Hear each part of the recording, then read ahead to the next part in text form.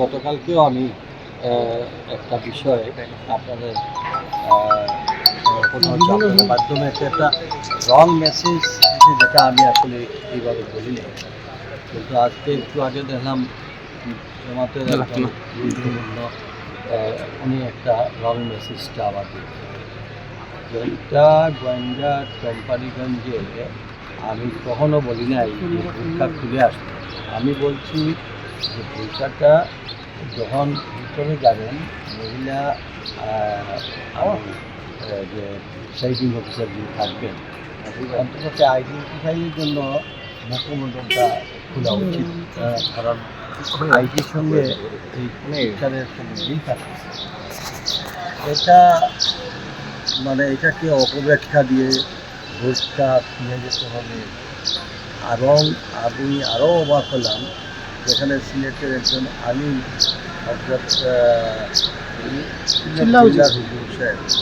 উনার কণ্ঠ দিয়ে একটা কথা বলা হয়।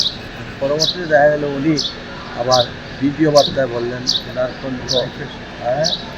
কণ্ঠটারে নকল করে ক্ষুদ্র নিন্দা করে।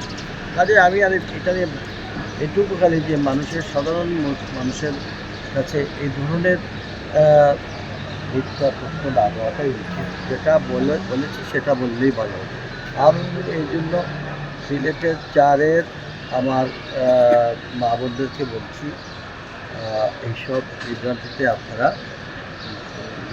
দিবেন না। আমিও একজন মুসলিম, এবং মুসলমান কেউই পর্দার বিরুদ্ধে কেউ পদসভা করতে পারে না। আর এটা হলো আলিমুল আমাদেরকে আমার এই ধরনের বক্তব্যের সঙ্গে আমি সেটা জানি নাই।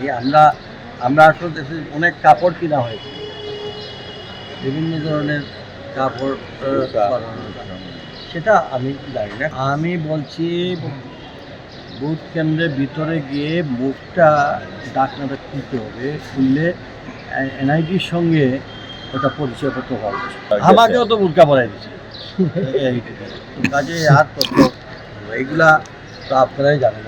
মিডিয়া সোশ্যাল মিডিয়া বাইরে আমরা একটু দেখেই বলবো কোন কাপড় কেনা হচ্ছে, কি কাপড় কিসের কাপড় কিনা হয়েছে ওরাই জানে, যারা তারা জানে।